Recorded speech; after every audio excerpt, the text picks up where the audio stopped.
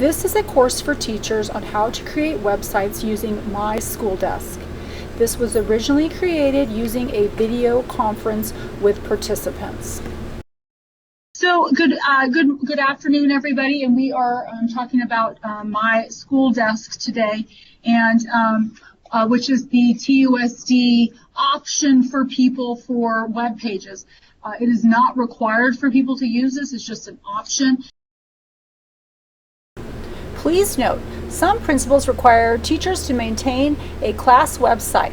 Please speak to your administrator about requirements at your school. And people also do have the option to use the two web pages opportunities in Synergy, including in Synergy Teacher View Gradebook, go to Class Websites. There are 3 choices that you can select from to create your website in Synergy. But again, it's not required, and it's just options for people. MySchoolDesk is owned by the same people that do all of our TUSD web pages. SchoolDesk is who runs all those also. So MySchoolDesk is an option for people, and this is the website that you would use. It's mySchoolDesk.net/TUSD1. So that's the website that people can get into from any device. To get into it. What's tricky is it's at the very bottom is where, so if you're working with a teacher at your class, at your school, they would actually click on where it says register. If you already have an account, you click on login. Now, the thing that gets me all the time is if you are even off of these by even just a little centimeter, it kicks you into the DSEG site, which drives me nuts because I do it all the time. So you go up just a little bit, and before you know it, you're going to the wrong place. So you click on where it says register or log in, and that's how people, so people who are new would go to register, and then people who already have an account go to log in. So this is the website. So here is the school desk support. So this is the phone number that people call if they have questions or having issues. And there's also a chat. I'm going to show you where the chat is to get to talk to somebody from MySchoolDesk. School desk support is at 1-888-242-2685. So EdWeb is gone, and that was the ancient system that we used to use for web pages, but SchoolDesk is really easy and user-friendly, and it is a good communication tool to use with parents and students. Some people have been very successful with using SchoolDesk and update it a lot and have found it to be very effective for them, and then other people find that it's just not robust enough for them. It doesn't give them everything that they want. I was going to show you a really great website from Kelland. You see here, I'll go in here. So what parents or kids would see is when they go to mySchoolDesk.net/TUSD1, but you can also just give the link to people, and that's what a lot of people are doing is they're putting the link on their school website. So when you go to Kelland, so I could go this way. So I can see at Kelland all the teachers who have websites, so I can go in this way. And here's Miss Rings, but then people can also go to just, you can send to your webmaster your link to your school page, your web page, and then they would put it into the, so if I go to staff, you'll see all the people here. You can give the web page link to your webmaster, and then they can put it on the web page. And again, this company does all. That's why everyone looks the same, as they're all using MySchoolDesk or SchoolDesk. So if I go down to Jerry, here's her website. So this is the other way people can find you is, and then there it is. And you'll see she's got in here her daily planner. So she's got all her quarter 1, 2, and quarter 3 planner stuff. She's got, she's even got her pictures, and her photos are really cute because she has tortoises. There you go. How fun is that? They're very healthy tortoises. So this is a great example. She's got her announcements. She's got the district calendar linked here so people can follow along with the district calendar. So there's a lot of things you can do with MySchoolDesk. Now, it does not like Edge, so you're really stuck in Chrome or Explorer. It will not work with Edge. So if you have your teacher that you're helping, they're going to click on where it says register. And what we'd like for people to do is for their username is either use their employee ID number or their email address. Because we've been finding people that use like just some username that they must use personally, and then they don't remember, and you can't change your username. You can change everything else, but once you create a web page and you make it with that username, you're stuck. Once you make a web page and you use that username, that's it. So I would encourage your staff as you're working with teachers, if someone's interested, to use their TUSD email address or use their employee ID number. And then the RSVP code is TUSD 2019. The RSVP code is TUSD 2019. It will change depending on the year. Call tech support for help with resetting your password with MySchoolDesk. Okay. Over here is the help button. This is great for people. The reason why I show this to you is if you have that teacher that's asking you over and over again about how to do things, here's all the documents so they can get for themselves any supporting documents that they need about their web pages. So this has all kinds of all the quick tips and all of that to help people. So that's over on the side. There's the help button. And so Crystal right now is using it to get Sarah in to get her password reset. So right here is where it says site settings, and this is where you can set what they call how you set up what your page is going to look like. So here's your site name, putting your name. You can put a description, but you don't have to. And then right here is where it says publish, and that means can the public see this or not. And you'll see that publish a lot throughout the pages. And what's nice is that you can have things show and not show. So you can do things ahead of time, or you can pull, have things like, you have stuff from first quarter, but you'll use it next year. So you can just unclick the button that says publish, and then people won't see it. So this is really nice because you can roll with the exact same thing for years. And then right here where it says classes, this is where you can pick your school and what grade and what you teach. And this is great for people who are at multiple schools. If you have that band teacher who is at 2 different schools, they can actually tag themselves to be at a couple schools. You can tag yourself for a couple grades and for a couple subjects. And really the only way that this kind of stuff matters is when people go in that front website I was showing you, and they can look to see who's a 6th grade teacher, who's a 7th grade teacher. Did I keep it up? Let me go back and I'll show you where parents can see that. So this is the only place where that actually matters. When you pick a school, that's how you tag yourself to that school. So if the parent comes in this way and they go to like Dodge, then they're going to see the teachers who tag themselves at being at Dodge. So you picked that here. So this is where you pick your class, and then this is where you pick your skins. So this is how you want your website to look. Now you can go in and change these anytime, and then what's going to happen is what you're going to see is going to look different than what I see because I have a different skin than you. So things may be at the top for you and at the bottom for me, and it's because we have different skins. Now sometimes I'll get people and they'll be like, well, I like this one, but I don't like those kids. I want to put in different kids. You can't change the people. You're stuck with the colors. You're stuck the way it looks. So if you don't like those certain kids, don't pick that website. So we're really they've given us these choices, and this is all we get. So you can't change out the kids. Oh, I wanted to show you the sports. I've actually had a few high schools that the coaches have set up of their own, because anybody at TUSD can set up a website, because all you have to have is that RSVP code and know where to go, and they can set up their own website for the coaches with their calendars and all the paperwork and stuff like that. So this has been great. I've had a few schools do this. So here's where you pick your skin, and then at the very bottom, you want to make sure that you pick save. And that gets people a lot, is they'll do stuff on their web page and they won't hit save, and then everything they do doesn't show. They lose it all because they don't hit save, and then everything's gone. Question, can you keep your website but change your school or grade? Yes, you can. So you can actually see where it says right here, you can hit delete, so I can remove myself from history. It says publish, again, that's the kicker. You'll see this over and over again, and I can't tell you how many times people will be like, well, I made this thing and I don't see it. I'm like, well, it's because you got to publish it. Right. Okay, so the next thing I want to show you is where it says pages. So the pages are what comes up here at the top in like the tabs. Now yours may be up high because you may have a different skin than me, but mine are right here because of the skin I have. So these may move around depending on your skin. So these, like where it says about Miss Rowley and newsletters, that's my pages.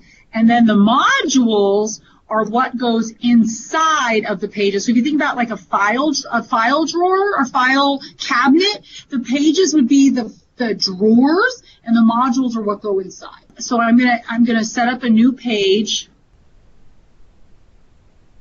Let's see. I'm gonna call this. So I'm gonna call this Unit 1, and I'm gonna put this. Well, where do I want this? 1, 2, 3. I want this to go in third.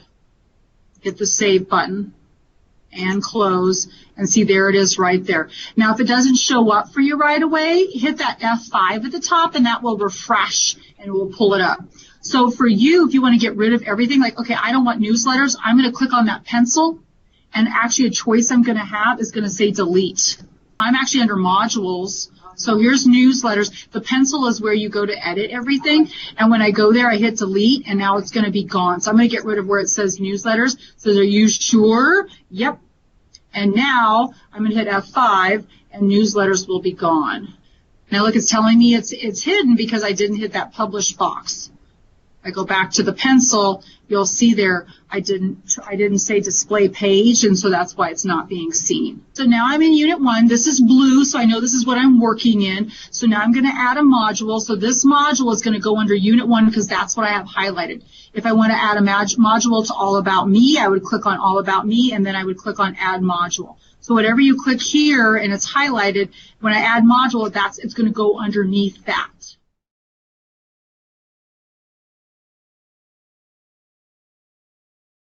So here's all the choices that you have for modules.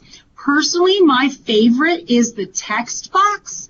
That's my personal favorite. I've seen some teachers using calendar. I don't know as a teacher if I would use calendar because there's calendars in Synergy, but I don't know, elementaries may use it for field trips and things. I don't know. Personally, I like text box. Announcements works okay, but that forces parents to do a click and then another click. So that's why I like text box better, because it just shows everything all at once and there's a minimal amount of clicks. So I'm going to use text box, and I'm going to title this Unit 1. So let's say I'm doing Intro to, like, I used to teach economics. And I want this to be first. The sort order is where you select the order of your items. So there's my text box. So there's Unit 1, and Intro to Economics is under Unit 1. So I'm going to add to it. I made a text box for that. It's putting in a placeholder. So here's my, and this looks just like Word. So you see how it looks just like Word, and look, I can do all the good stuff with it. I can highlight it. I can make it bigger.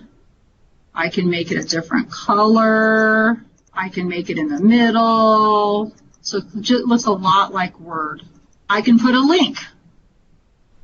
So here's your link. So if, let's say I want to have a link to, so I'm going to link the district website.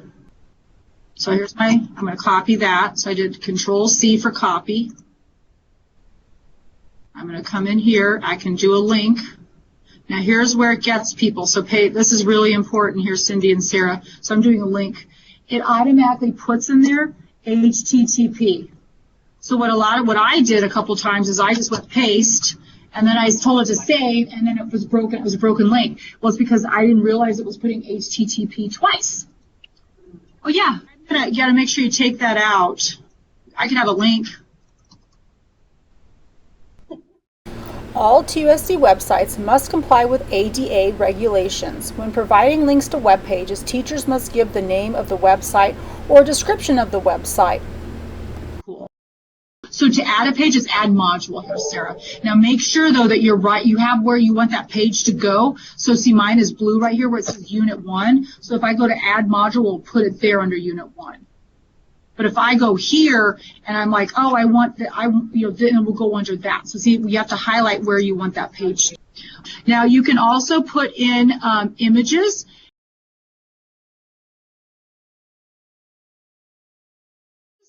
Images are a little trickier because you have to upload the image first and then select it. So if you're going to upload an image, once it has a library of all your pictures, so if you want to have an image, you have to upload the image first, and then you pick the image to then be inserted. So you have to go here to upload, put the image in, and then go, and then it sits in your library, and then you can put it in. So I go here to my pictures, and I don't even know what these pictures are. This must be a picture of a saguaro because that's what I have. So I upload that. So now my saguaro picture is in my library, and now I can add it to my web page. So there's my saguaro. So images are a little bit trickier because you have to upload the image into your library, and then once it's in your library, then you can put it into your web page. This picture is now in the library. All pictures must meet ADA requirements, which means the picture needs a description. Click on Properties, add alt text providing a useful description for the image. If an image contains meaningful words, these also must be written in the alt text description. I've also seen some people upload music. There was a dance teacher I worked with that she wanted her students to be working on their dance routines at home. And so she uploaded the MP3 file of the music and then put it on her web page, and then the girls could be practicing the routine at their home. And then make sure you hit save, because that's the one thing people are getting caught on, is they don't hit the save button. Again, to go back and do anything, it's all about the pencils. So when you go to the pencil, that's how you can edit things. Again, you'll see that I'm getting all these error messages because I have everything hidden, so people from the outside won't see this stuff. It's not till I go to display or publish that people can see everything. You can also do attachments.